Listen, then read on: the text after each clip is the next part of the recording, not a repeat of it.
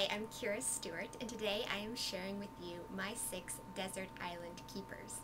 I chose one from each of my favorite subgenres to keep me company while I'm on the island, stranded. This is one of the very first paranormals that I ever read. It is You Slay Me by Katie McAllister, who is a local Seattle author. And I fell in love with the main character, Aisling. On the first page when it starts off with Isling. No, it's Aisling. Ashley? Aisling. It's Irish. Then it goes on, blah, blah, blah, blah. I nodded. It was close enough. Kindred spirit. Anyway, this is a very funny, upbeat, quirky, paranormal romance, more like an urban fantasy because there isn't a happily ever after at the end, and it's set in told in the first person. Pleasure Unbound by Larissa Ione is a fabulous paranormal romance. Hot, hot, hot. If you like the Black Dagger Brotherhood, you'll like this.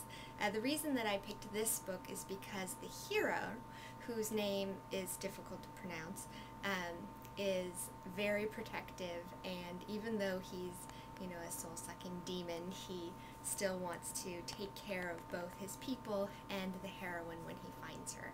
And I just really love those protective heroes. And the world building in this book is really incredible as well. I was sucked in, and I can't wait for the second book. Magic Burns by Ilona Andrews. This is the second book in her Kate Daniels series, and in my mind it's one of the best urban fantasies I have ever read. Her world building is just amazing, and her characters are good, especially Curran, who is slowly becoming the romantic figure, though romantic doesn't quite, he's not quite there yet, but he's quite protective, and what I love most really is the world building, as I said before, and also some of her descriptions are really amazing. This book had a very, very strong theme about, what would we sacrifice to save the world, and for me, when a book has a really strong theme, I tend to hold it up more. I will read you just one of the great descriptions. Okay, this is just a sentence that I love that represents her style. When I saw the sun again, it hung above the horizon, bleeding crimson onto the sky, puffy clouds soaking in red like bandages on an open wound. We had fought for nearly 2 hours. Just very beautiful, as well as quite moving. Susan Elizabeth Phillips, we have a nice contemporary here. This Heart of Mine is about Molly, who is the younger sister of the heroine from the first book in the Chicago Stars series. I'm not sure what book this lands in the series, but the reason I liked this book best is because the heroine has, she's a children's book author, and she starts off each chapter with a little snippet from some of her children's books, and the heroine has based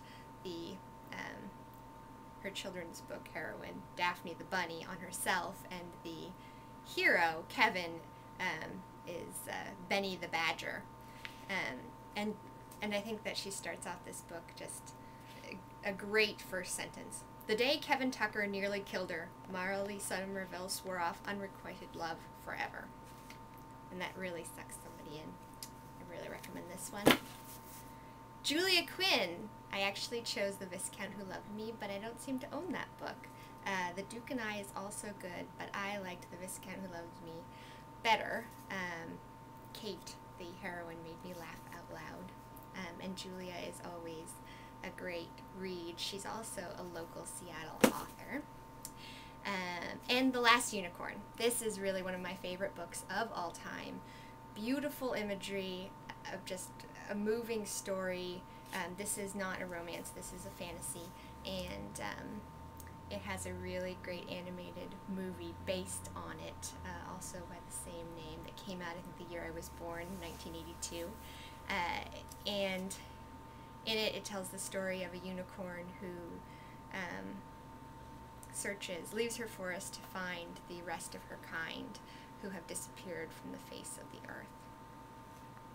I'm going to read another paragraph just that shows some of the beautiful imagery.